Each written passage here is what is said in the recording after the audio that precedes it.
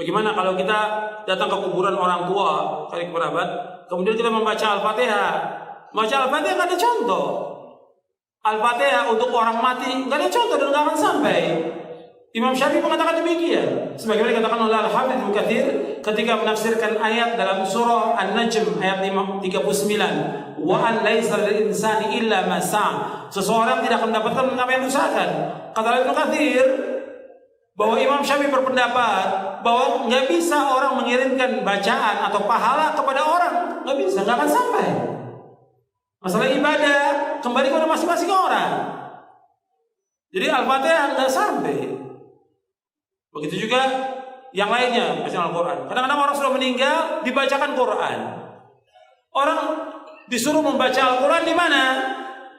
Di rumah. Terutama surah Al-Baqarah, di masjid baca Al-Quran, bukan di kuburan. Al-Quran ini diturunkan oleh Allah untuk ancaman kepada siapa? Orang hidup, orang mati. Di surah Yasin ayat 70 Allah berfirman, liyunzira man kana hayyan wa yahiqqal qawlu 'alal kafirin. Bahwa Al-Quran diturunkan Allah untuk mengancam orang yang hidup, hayyan, orang yang hidup, bukan orang mati. Kok orang mati dibacakan Quran? Manfaatnya apa? Enggak ada manfaatnya.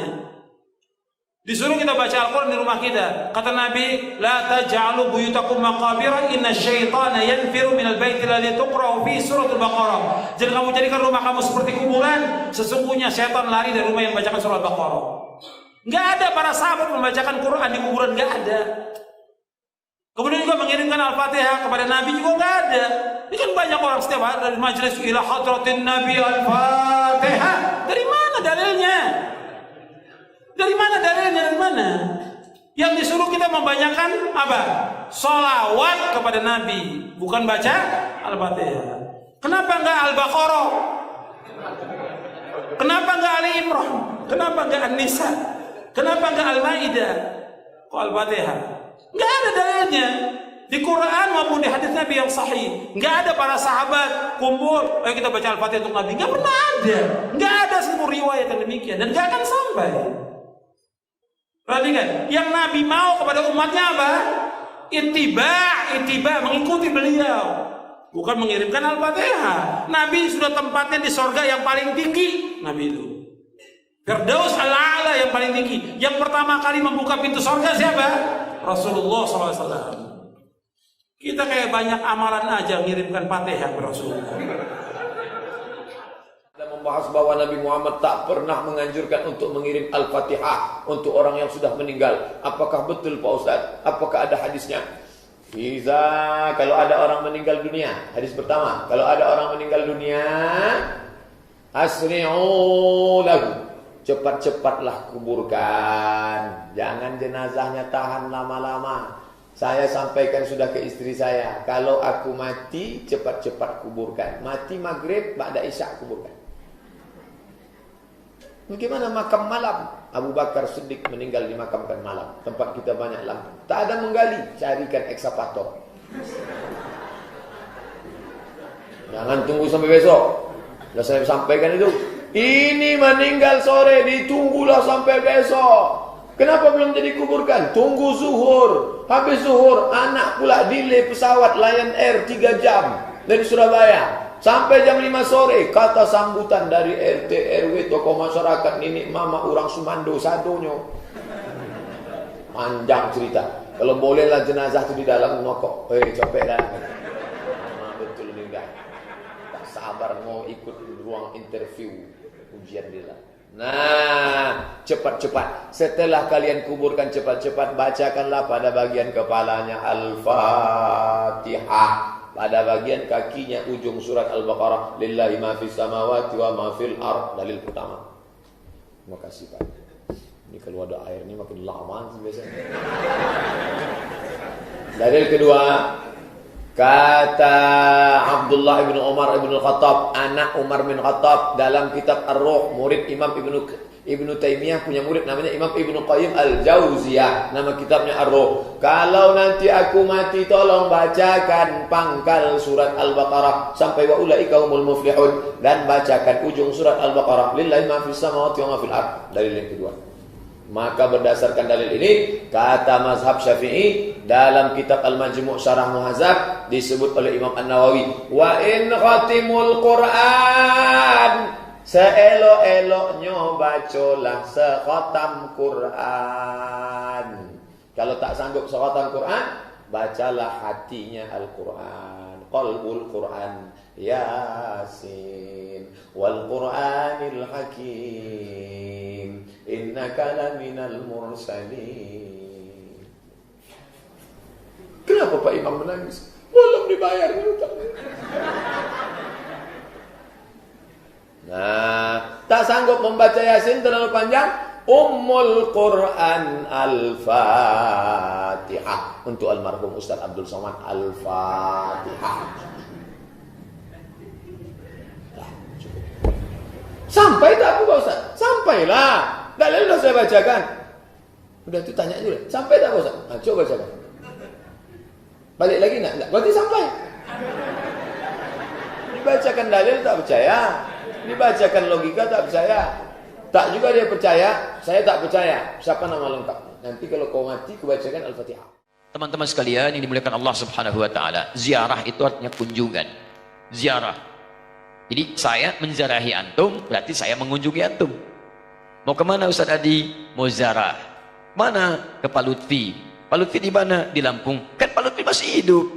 Ziarah itu bukan mengunjungi orang yang wafat saja. Ziarah itu bisa diartikan mengunjungi orang yang masih hidup. Bisa. Jadi ziarah artinya kunjungan. Kunjungan. Baik ya? Nah sekarang, bolehkah kita mengunjungi orang yang sudah wafat? Boleh. Apa yang dikunjunginya? Kuburnya. Makanya ada istilah ziarah kubur. Mengunjungi orang yang wafat dalam kuburnya. Apa yang dilakukan? Mendoakan mereka. Jadi Nabi bahkan mengatakan, silakan. Lihat-lihat. Kuntu nahaitukum an ziyaratil kuburi fal'ana fazuruha. Itu dalilnya. Dulu saya pernah larang Anda untuk ziarah kubur. Dulu itu saat iman lemah. Ada kebiasaan di jahiliyah, kalau ada orang meninggal, itu mereka meratap-ratap untuk menunjukkan bahwa orang ini orang baik. Diratap, ada yang rubek-rubek rambut, ada yang mukul-mukul begini. Bahkan nanti gini, saking populernya kesan itu dianggap orang baik, sampai ada jasa penyewaan orang nangis. Jasa nyewa orang nangis. Jadi kalau ada dikenal orang buruk misalnya, disewa nih berapa orang rombongan untuk nangis saja, nangis terus meratap-ratap. Ada itu zaman jahiliyah. Jadi begitu ada kebiasaan seperti itu, jadilah kultur di masyarakat. Biasanya budaya itu muncul karena biasa. Biasa itu dari kebiasaan. Kebiasaan begitu jadi tradisi nantinya. Maka ketika ada tradisi itu kuat di masyarakat, iman mulai lemah. Di awal-awal iman masih lemah maksud saya. Karena masih lemah, belum ada penguatan tauhid yang kuat, muncul kebiasaan itu, maka dilarang oleh Nabi sallallahu alaihi wasallam untuk sementara waktu ziarah kubur. Larangan datang. Kenapa dilarang? Bukan gak boleh ziarah. Bukan gak boleh ziarah. Larangannya karena dikhawatirkan ketika ada yang meninggal, tradisi tadi lebih kuat daripada awal-awal keislaman, muncullah seperti itu. Sehingga maaf, iman yang seharusnya muncul teman-teman sekalian, itu terhenti, terbatasi oleh nilai-nilai tradisi yang tadi. Maka setelah imannya kuat, paham bisa membedakan, mana doa, mana diskusi, mana ceramah, mana ngobrol, ya kan? Mana kemudian teman-teman sekalian bisa mendoakan dengan baik, mana yang bisa meningkatkan iman, mana yang bisa mengurangi iman. Dari situlah kemudian, ini yang paling menarik, muncullah sabda Nabi, kuntu nahaitukum an ziyaratil kuburi. Dulu saya larang kalian ziarah kubur karena dikhawatirkan kalian meratap, minta-minta pada yang tidak baik. Fal'ana fazuruha. Sekarang ziarahi. Di ziarah kubur itu hukumnya boleh. Sekarang antum katakan, saya ingin ziarah Wali Songo. Boleh. Apa yang dilakukan saat ziarah itu? Turunkan lagi hadis-hadis Nabinya. Doakan mereka. Apa doanya? Salam dulu. Assalamualaikum ya ahlad diyar. Minal mu'minina wal mu'minat. Wal muslimina wal muslimat. Wa nahnu insya'allahu bikumul lahiqun. Ziarah. Bahkan antum kepada Nabi. Ke Madinah. Ziarah. Begitu setelah selesai salat Raudhah, antum lewat Babu Salam, lewat itu kan ziarah. Assalamualaikum ya Rasulullah. Assalamualaikum ya Abu Bakrin. Assalamualaikum ya Umar radhiyallahu taala anhuma. Antum ke Baqi ziarah. Assalamualaikum ya ashaban Nabi sallallahu alaihi wasallam. Assalamualaikum ya ahlad diyar. Minal mu'minina wal muslimin wal mu'minat wal muslimina wal muslimat wa nahnu insyaallahu bikumul lahiqun. Datang ke Wali Songo, ziarah. Apa darahnya? Sampaikan salam. Salamnya yang tadi. Setelah itu apa? Itu sunnah Nabi, berdoa. Allahumma ighfir lahum warhamhum wa'afihim wa'fu anhum wa akrim nuzulahum wasi' madkhalahum wa naqqihim minal khataaya kama yunaqqa thawbul abyadu minad danas. Doakan mereka. Ya Allah, alirkan pahala pada mereka. Ya Allah, berikan kemuliaan pada mereka yang telah membawa risalah dakwah ke Nusantara. Ya Allah, muliakan keluarganya. Ya Allah, berikan kekuatan ya Allah kepada keluarganya dalam keadaan yang terbaik. Selesai, itulah ziarah kubur. Lalu sampaikan, ya Allah, kami pun sadar kami kapan pun akan diwafatkan. Maka wafatkan kami ya Allah seperti Engkau wafatkan mereka dalam keadaan yang terbaik. Sudah. Makanya kata Nabi, cara terbaik meningkatkan iman, mengunjungi, berziarah atau ingat pada kematian. Sering lewat alam kubur mengingatkan kita mendekatkan diri pada Allah Subhanahu wa taala. Yang tidak boleh, maaf, minta-minta di kuburan. Pegang nisan, kan? Pak, tolong, Pak, cucu saya mau lahiran, tolong. Makanya saya datang ke sini. Untuk ngapain datang di situ? Yang di situ saja nggak bisa keluar. Antum itu kayak yang di situ. Nah, itu yang tidak tepat. Jadi yang dilarang itu minta-minta pada yang tidak dibenarkan. Kalau zarahnya nggak ada masalah. Lalu bagaimana kemudian menyikapi yang seperti ini? Antum bikin zarah. Cari ustadz yang bagus. Datang kemudian, di situlah diadakan taklim. Terangkat. Ini loh risalahnya. Saya pernah itu. Ya, tur jejak Islam di Nusantara. Bukan Islam Nusantara, jejak Islam di Nusantara. Beda antara Islam Nusantara dengan jejak Islam di Nusantara. Kami susuri Pak, sampai ke Aceh Pak. Aceh, dari Aceh. Kami kunjungi makam Syekh Abdul Rauf As-Singkili. Datang. Itu saya terangkan taklim dulu. Syekh Abdul Rauf itu masuknya ke Aceh seperti ini. Kemudian menyampaikan begini, risalah Islamnya begini. Setelah itu kita datang. Mana buktinya beliau ada? Kita kunjungi. Sampai ke tempat makamnya dari hanya kuburannya. Masuk ke situ kita berdoa. Saya pimpin doanya. Begini cara berdoanya. Sampaikan begini, begini, begini. Sudah, ayo kita pulang. Saya sampai ke Lasem. Untuk menelusuri jejak Islam di Nusantara ke arah wilayah Jawa Tengah sampai ke Jawa Timur. Nah, ujung Jawa Tengah ke Lasem saya tunjukkan. Ini dulu ada Sunan Bonang di sini. Teman-teman sekalian, nama aslinya ini, asalnya begini, ininya begini, ininya begini. Dari mana taunya? Apakah itu fiktif? Ayo kita lihat. Susuri tempatnya. Ini tempat beliau. Ini tempat awal merapatnya. Ini tempat keluarganya. Ini pas sujudannya. Sampai saya hitung berapa anak tangga sampai ke atasnya. Yang merawat tempatnya itu sampai ke sujudannya. Yang merawatnya namanya Pak Abdul Halim. Begitu antum naik sampai ke atas, sebelah kiri. Di situ antum temukan nanti yang pegang kuncinya Pak Abdul Halim. Ketika bertemu dengan beliau, indah sekali. Pak, ini bukan makam ya. Bukan makam. Makamnya itu bukan yang di sini. Ini cuma pas sujudannya. Pas sujudan itu tempat beliau kemudian memetakan wilayah. Berdoa kepada Allah. Minta diberikan kekuatan. Bersujud di situ. Sholat menghadap ke arah kiblat. Seperti Nabi naik ke Gua Hira.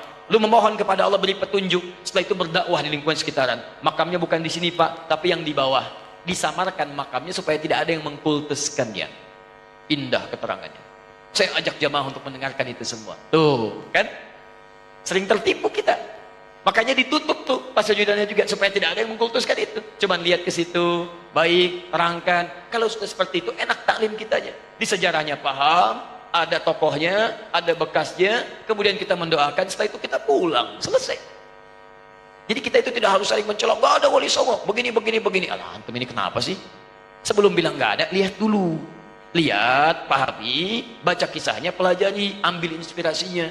Kalau ada yang meninggalnya, doakan seperti antum datang ke makam Uhud. Datang ke situ, antum doakan, cerita di situ, selesai. Seperti antum datang ke makam Nabi, berdoa di situ, bahas sekitarannya, pulang, selesai. Itulah teman-teman sekalian. Jadi kita ambil cara yang hikmah. Jelas ya? Nah, jadi kita pun tidak harus menyakiti orang lain, tapi meluruskan dengan cara-cara yang terbaik. Hikmah. Ya. Karena masjidnya al-hikmah, selalu ini yang muncul.